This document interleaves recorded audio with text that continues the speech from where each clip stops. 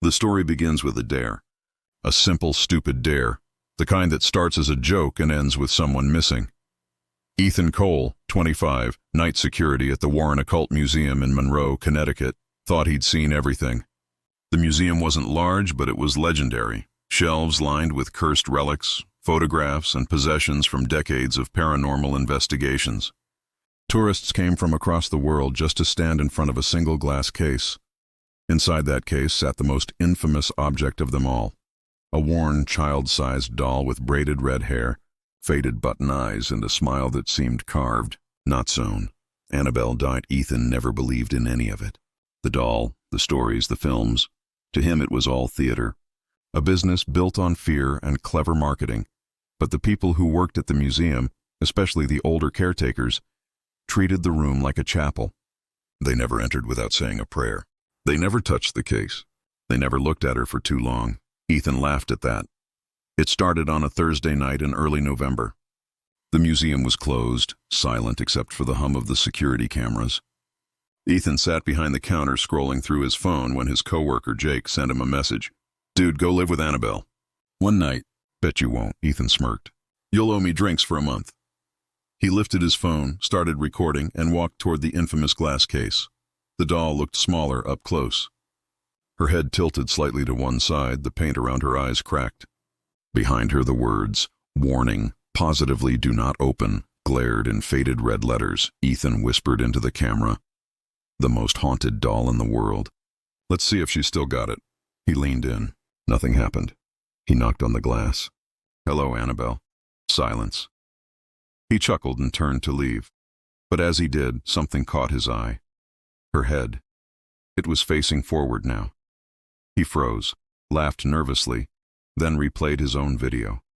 In the footage, the doll's head was already facing that direction. "You're seeing things," he told himself, shoving the phone into his pocket. By 2 a.m., boredom had set in. The cameras buzzed faintly, and the old building creaked with the rhythm of the wind outside. Ethan sipped coffee gone cold, staring at the glass case through the monitors. Then he noticed something strange. The thermal sensor, a motion detection overlay on one of the screens, flickered red for a moment in the case. Then it blinked again. Movement. Inside the display.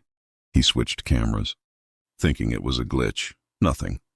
Then, just as he turned away, a loud click echoed from the hall. He walked toward it.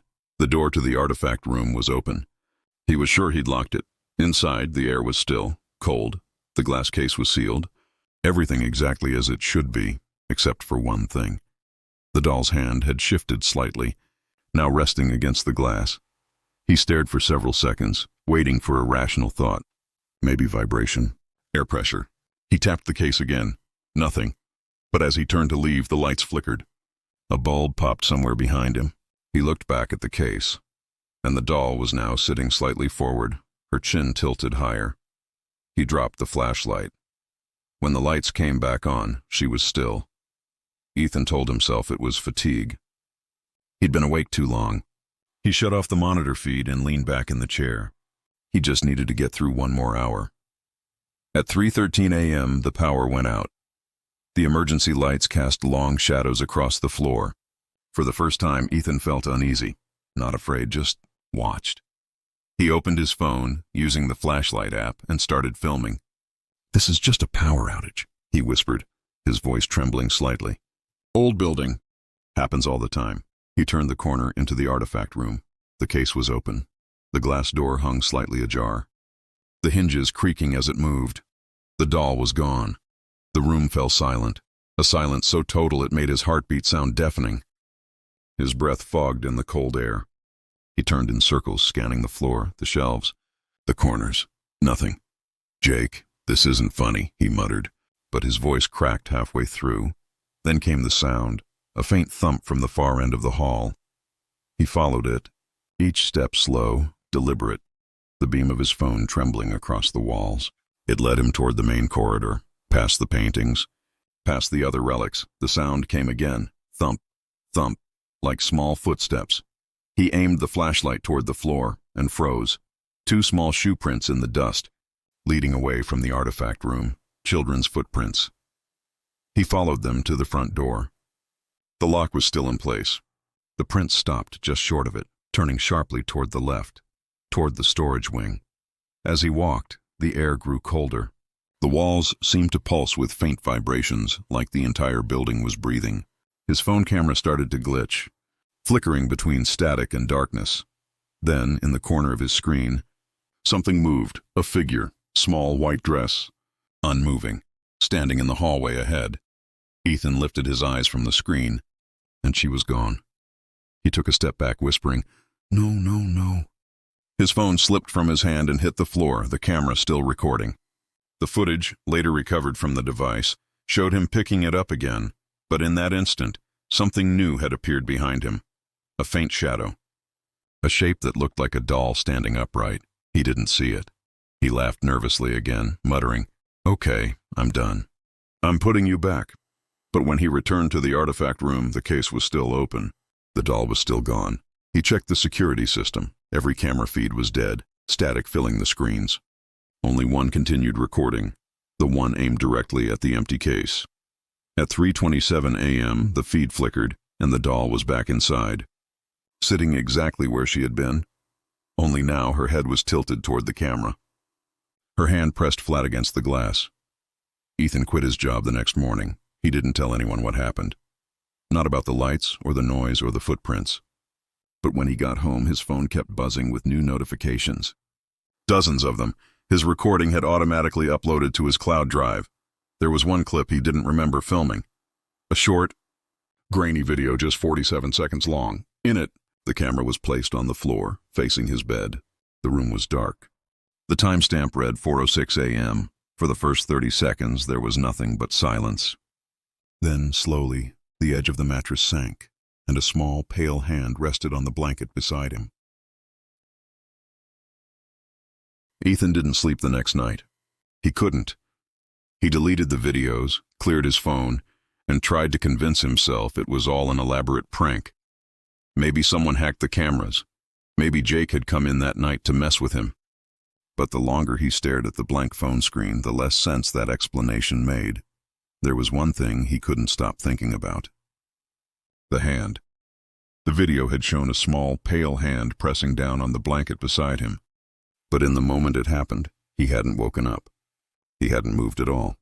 He'd been lying there, completely still, as if something had been keeping him asleep. By 3 a.m., he decided to check the footage again. He shouldn't have. The clip was still there. But this time, when he hit play, the video didn't start where it had before. The file had somehow extended itself, now almost 5 minutes long. The first minute was identical. The still room.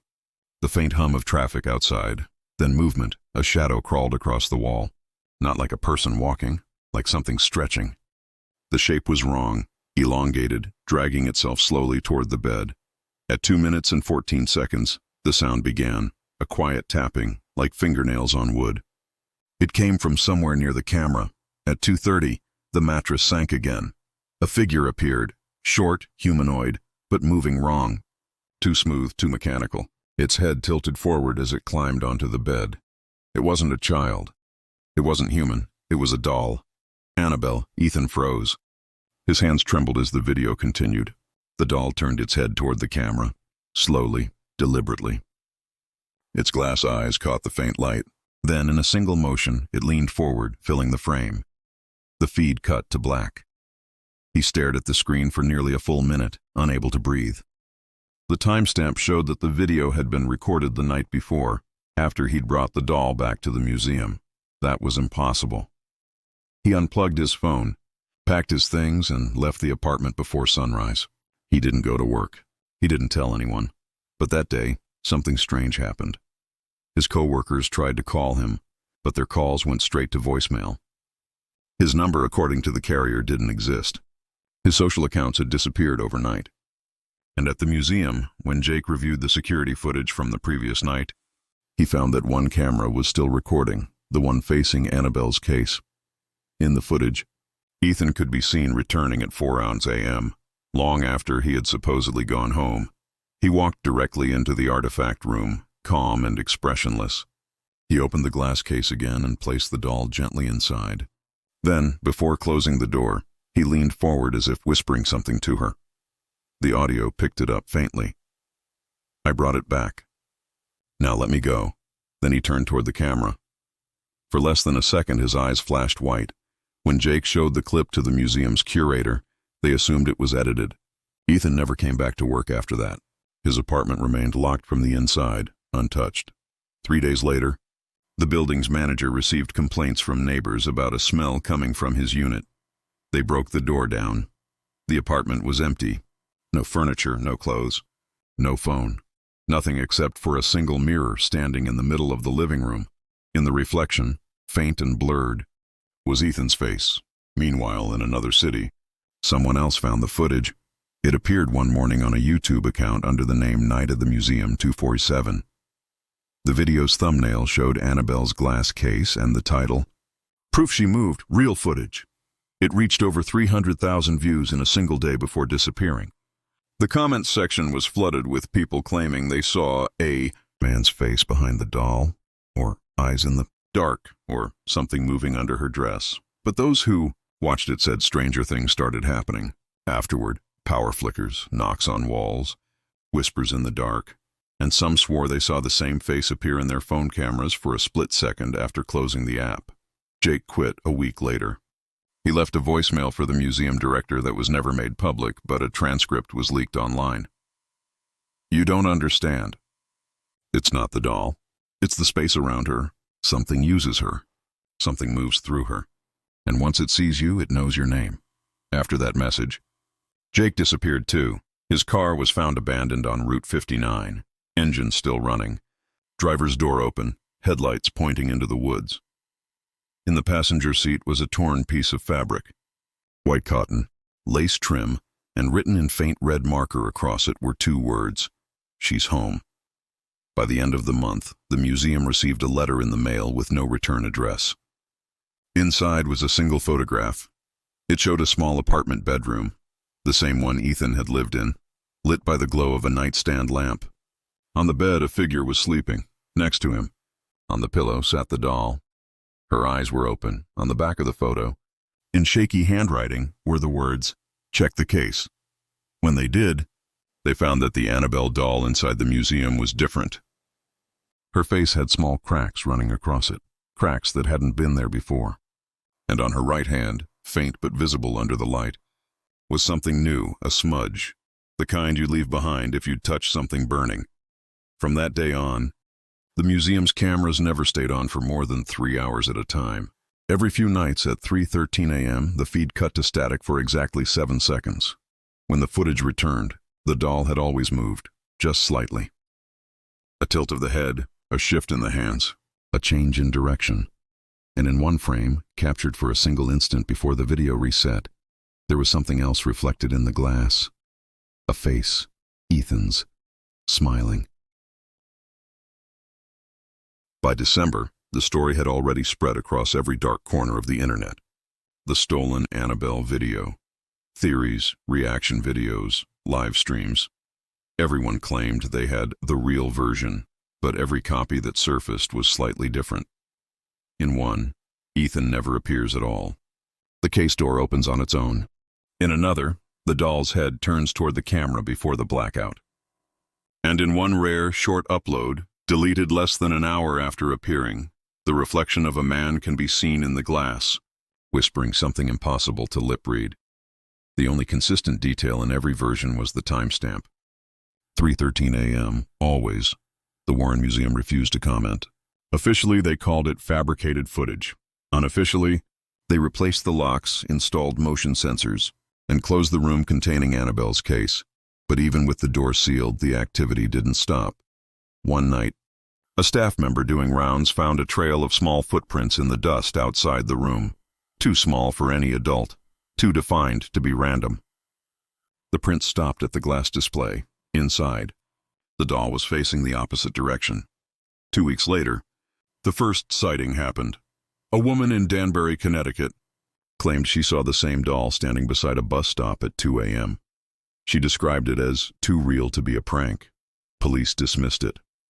3 nights after that, a truck driver on I-84 reported nearly swerving off the road when he saw a figure the size of a child, wearing a white dress, standing in the middle of the lane. When officers checked the area, they found nothing. Only a scrap of cloth lying in the dirt, yellowed, singed at the edges. At the same time, the museum's internal systems began malfunctioning. Cameras shut off, files deleted, alarms triggered for no reason. At one point, the curator swore she heard a knock, faint, rhythmic, coming from inside the sealed case. When maintenance opened the room, they found something strange on the glass. 5 fingerprints, small and smudged, pressed from the inside out. They replaced the glass the next morning. But that same night, the prints came back. Then came the calls. The museum received over 40 phone messages in a single weekend, all from unknown numbers, all saying the same thing, whispers. Sometimes a child's giggle. Sometimes a single phrase repeated over and over, barely audible beneath the static. Let me in. It wasn't until January 3rd that the situation turned violent. A group of amateur ghost hunters from Massachusetts broke into the museum after hours, live streaming their investigation. They wanted to be the ones to prove she's real. For the first 20 minutes, nothing happened. They laughed, cracked jokes, mocked the warning signs. Then one of them, a man named Troy, leaned close to the glass and said, "If you're real, move." The stream froze. When it came back, the camera was lying sideways on the floor. You could hear breathing, then footsteps, and finally Troy's voice. "Who's touching me?" The camera jerked violently and then cut to black. When police arrived, they found the museum door wide open. All 3 intruders were unconscious, sprawled near the entrance. None of them remembered what happened, but one of them had deep scratches down both arms, perfectly parallel, like claw marks, and on Troy's phone there was a final image, captured just before the feed ended, a blurry photograph of Annabelle's case. Empty. The museum shut down indefinitely after that. The case was resealed. The doll was moved to a private, undisclosed location, but people still claimed to see her in gas station mirrors, in the reflections of car windows, in the backgrounds of their own videos. One Reddit user, AHollowKid13, uploaded a clip showing what looked like a child's doll sitting behind him during a live stream. He laughed it off until users pointed out something chilling. When he turned his head, the reflection in the window behind him didn't move. The clip went viral. A week later, his account was deleted. Around that same time, the museum's curator, the same woman who'd replaced the glass, stopped showing up for work. Police welfare checks found her apartment locked from the inside. No signs of struggle, no signs of life. On her table, investigators found a note written shakily in pencil. She followed him home. And now she's looking for another. Beside it sat an old, battered Raggedy Ann doll, the same type the original Annabelle had been based on. But this one was different. Its fabric was scorched around the edges, and its right hand had a burn mark. Over the following months, strange reports came from across the state. Power outages, electronic interference, sleep paralysis. People claimed they saw a doll moving in the corner of their rooms during the night. In Bridgeport, a family reported scratching sounds coming from their attic, rhythmic and constant, every night at 3:13 a.m. When they finally checked, they found small handprints in the dust. Each one had 3 fingers. By spring, Annabelle had become something else. No longer an artifact, but a presence. Podcasts discussed her. YouTube channels tried to debunk her. Skeptics mocked the hysteria. But one channel, Haunted Connecticut, received a package one morning with no return label. Inside was a flash drive labeled for upload. The drive contained a single video file. No metadata, no creation date. It began with a familiar sight, a small room, dimly lit, camera shaking. A man, Ethan, sat in front of it. He looked exhausted, pale. His voice was low. "I brought her back," he said. "But I don't think she stayed." He turned the camera toward the door behind him. It was slightly open. A faint sound echoed from somewhere beyond, like soft, uneven footsteps. Ethan's breathing quickened. "She doesn't stop," he whispered. "She just finds new faces to wear." The camera dropped. The image flipped upside down. For a moment you could see a figure standing in the doorway, small, still, smiling. Then, static. The file ended. That video was uploaded to Haunted Connecticut that same evening. It gained 500,000 views before being taken down for violating community guidelines. But fragments survived. Users saved and reposted it everywhere. and one frame isolated by a viewer revealed something disturbing. Behind Ethan, just before the camera dropped, there was a reflection in the glass window. A doll. Her eyes were open, and she was holding his phone. By the time the last version of Ethan's video surfaced, no one could tell what was real anymore. Every re-upload looked slightly off, some darker, some grainier, some playing backward for a few seconds before looping. But one detail remained constant. At the end of every version, right before the static, there was a single frame. A girl's face. Not a doll's, human but pale, blurred. Smiling, and behind her, the faint outline of a glass case. The people who tried to trace the origin of the file couldn't. The metadata was corrupted, the timestamps inconsistent. One investigator swore that when he paused the video, the timestamp on his monitor changed from the current date to 03:13 twice every time. Within weeks, stories began to spread of people who'd watched the footage and experienced strange events afterward. Laptops crashing, phones turning on in the middle of the night, cameras recording by themselves. In one case, a teenage boy in New Jersey claimed his phone woke him at 3:13 a.m., the flashlight on, the front camera recording. When he checked the file later, he saw himself asleep in bed, and just before the clip ended, the blanket dipped slightly beside him. He deleted the video immediately. The next morning, he was gone. His room was undisturbed, except for a single item sitting on his pillow, a doll, handmade, red yarn hair, burn marks on the arms. At first, the police dismissed it as urban legend hysteria. But when a local journalist named Carla Mendez began researching the phenomenon, things turned darker. She published a podcast episode titled Annabelle, the Digital Curse. It was meant to debunk the myth, a mixture of missing person reports, hoaxes, and fear-fueled storytelling. The night after recording, she woke to the sound of knocking. 3 knocks, then silence. Her cat was hissing at the bedroom door.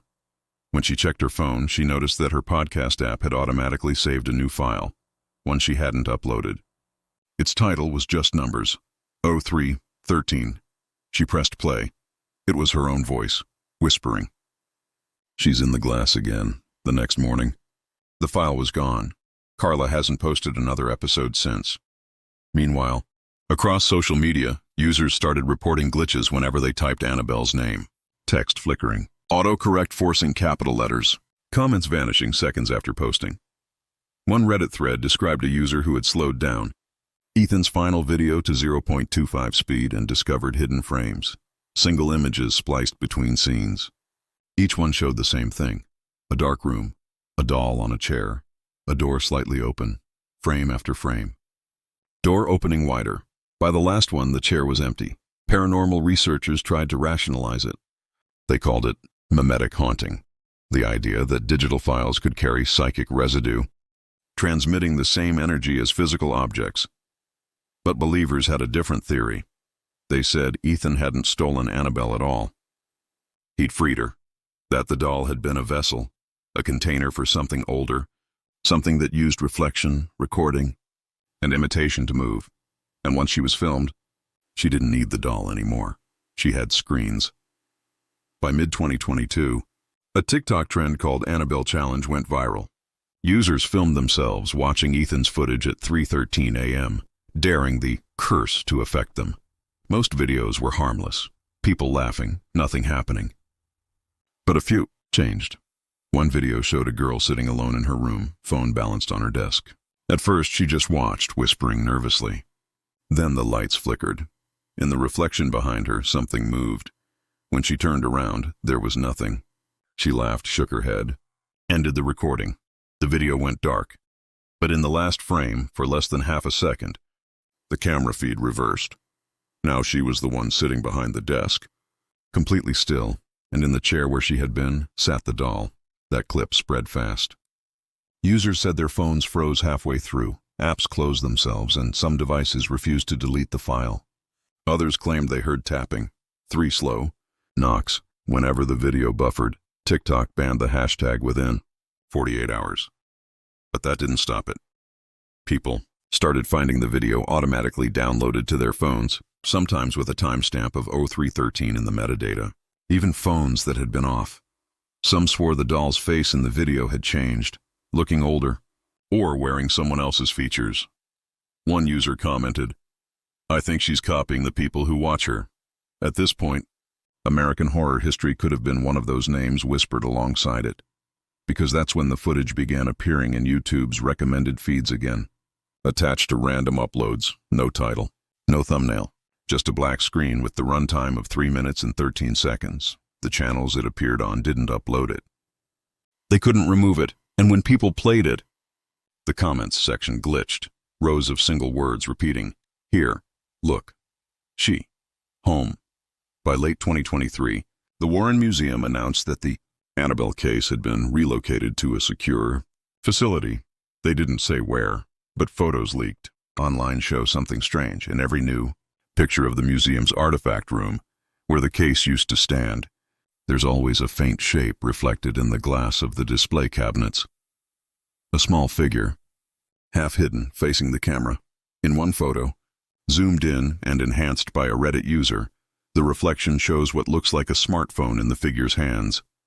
The screen glows faintly. Timestamp 0313. The footage still circulates.